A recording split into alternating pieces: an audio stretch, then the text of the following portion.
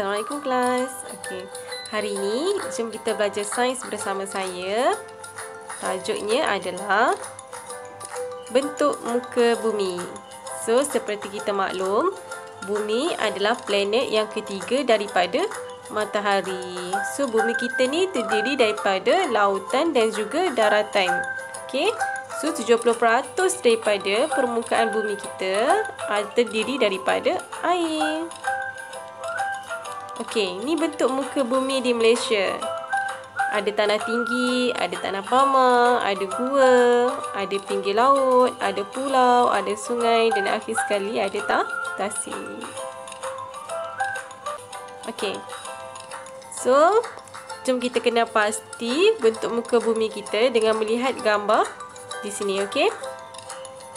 Yang pertama, kita tengok kat sini ada gunung. Okey, bentuk muka bumi yang pertama adalah gunung. Kemudian ada bukit, ada tasik. Tasik ada tasik yang semula jadi, ada tasik yang buatan. Kemudian mengalir daripada gunung ke bawah ada sungai. So bentuk muka bumi yang keempat adalah sungai. Kemudian ada lembah. Di kawasan rendah ni adalah lembah. Okey. Kemudian ada kolam dan pesisiran daratan ni ada pantai dan akhir sekali ada laut. So inilah bentuk muka bumi yang ada di negara kita. Okey. Next kita tengok. Okey. Okey, kamu tengok kena pasti gambar rajah ni sebab dia ada dalam latihan yang kamu kena buat nanti, okey? So pantai beza dengan air laut sebab dia ada di tengah-tengah antara air laut dan juga pesisiran daratan. Okey, tasik. Okey, tasik. Tengok selalunya tasik ni tempat yang kita boleh buat rekreasi. Tak sama macam kolam. Okey, air sungai. Apa beza air sungai dan air laut? Apa beza air sungai dan juga kolam?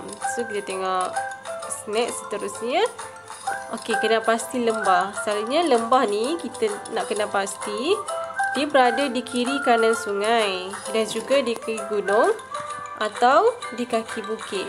So, dari situ kita tahu lembah ni selalunya dia di tanah yang rendah.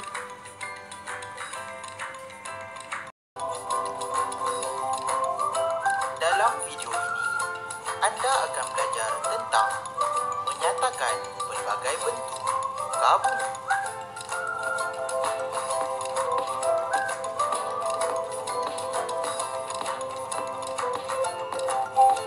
Bumi ini indah. Mari kita kenali beberapa bentuk muka bumi.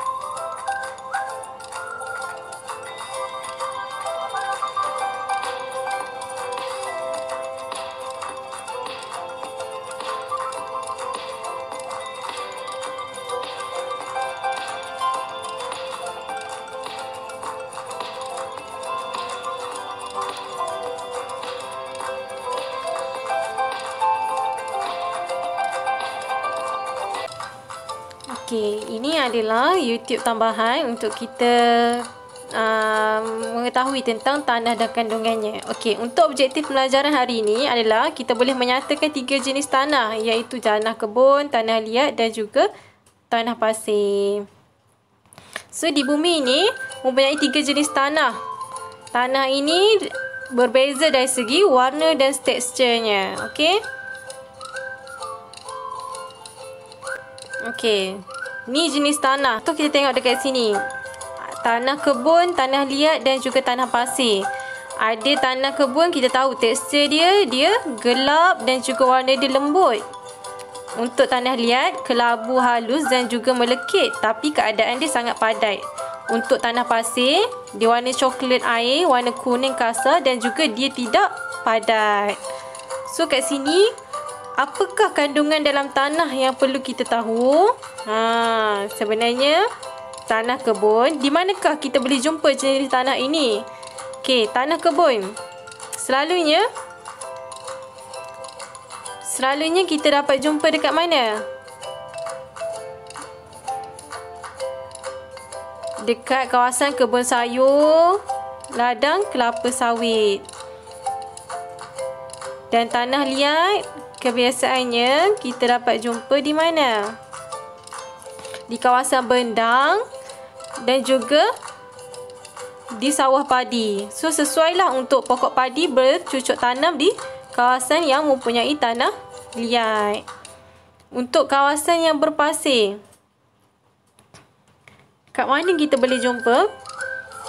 Kawasan pasir adalah kawasan yang menghubungkan antara daratan dan juga lautan.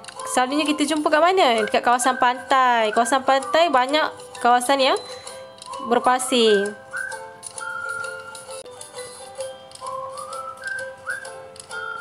Okey, tu keluar gambar pantai.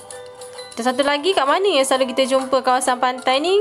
Sagi mana kita jumpa kat mana? Selain pada tu, kita jumpa di kawasan Tanah Arab. Pun ada juga. Okey. Kita boleh tengok video ni dekat Learning Pod Interaktif.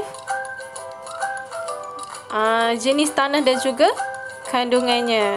So, kita boleh tambah ilmu lain lah. Okey. So, objektifnya kita mesti tahu 3 jenis tanah, iaitu tanah kebun, tanah liat dan tanah pasir. Dan kita mesti tahu apa beza kandungan tanah tersebut. Tanah kebun, tanah liat dan juga tanah pasir. Semuanya mempunyai kandungan tanah yang berbeza-beza. Tengok pun berbeza. Kalau tanah kebun, apa yang selalunya kita dapat lihat? Selalunya ada batu kecil, ada pasir, daun kering, cacing tanah dan juga ranting. Ni tekstur dia. Berbeza kan dengan tanah liat? Okey, ni contoh tanah apa ni? Tanah. Yang pertama, tanah apa? Tanah kebun. So, dia bagi tahu terdapat 3 jenis tanah yang penting kepada kehidupan kita. Okay, mari kita lihat jenis tanah tersebut dan apa kandungan dia. Okey, ni apa? Tanah apa? Tanah pertama, tanah kebun. Apa yang ada dalam tanah kebun? Apa kandungan dia? Dia bagi tahu kat sini. Ni tanah kebun yang sama dia punya gambar ni dalam buku teks kita.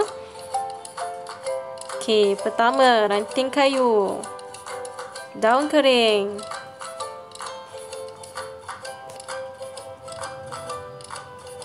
Batu. Butir pasir. Dan terakhir, haiwan kecil. Okey, tanah yang kedua. Tadi kat bendang kan, kita tahu kan tanah liat sesuai untuk bercucuk tanam padi. Yang kita makan beras tu datang daripada mana? Datang daripada padi ni. So, sesuai. Tanah liat di kawasan yang tanah pamah kan. Okey, ada butir-butir tanah yang sangat halus di dalam dia.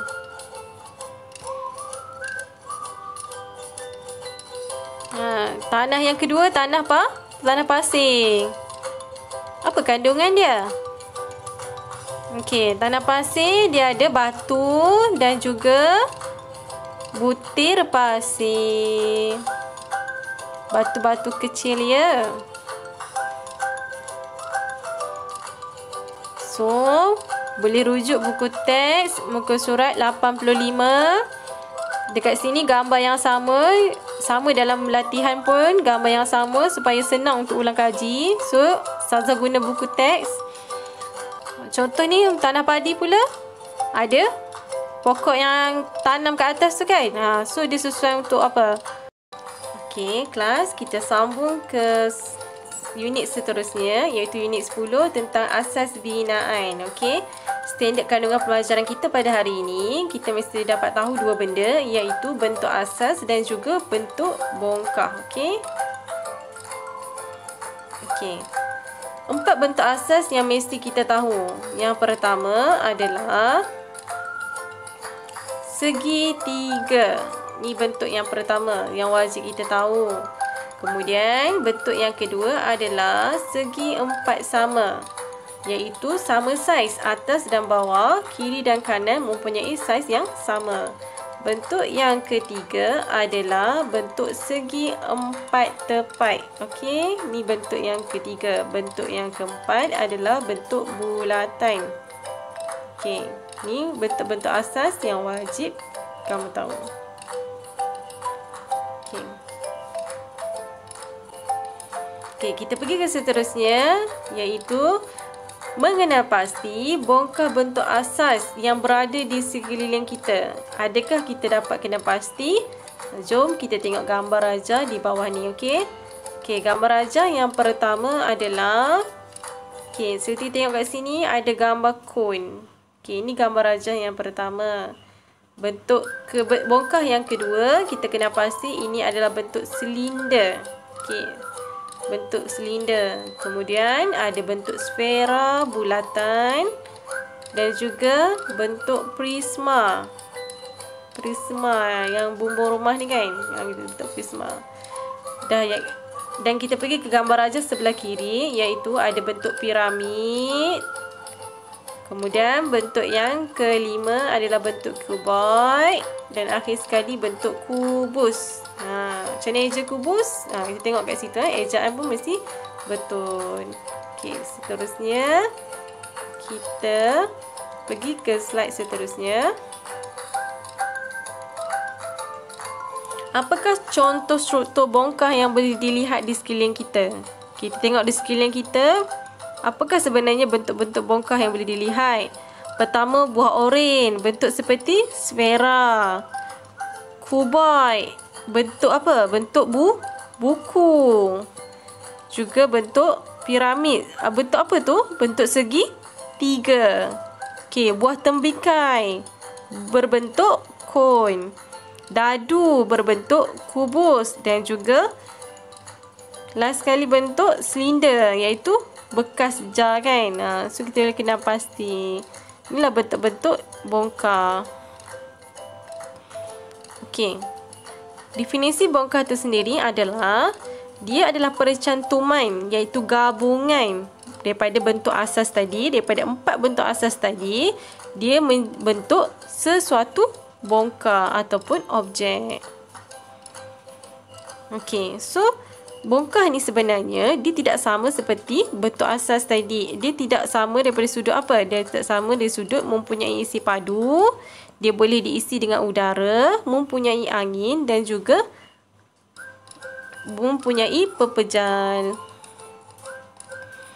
Okey, ringkasan kelas kita hari ini, pelajar mesti dapat mengenal pasti 8 bentuk bongkar bumi, 3 jenis tanah dan juga 7 jenis bongkar bentuk asas. Okey, so pembelajaran kita sudah tamat. Sila buat latihan modul di dalam buku yang telah diberikan. Apa-apa persoalan boleh tanya. Itu saja. Terima kasih atas perhatian.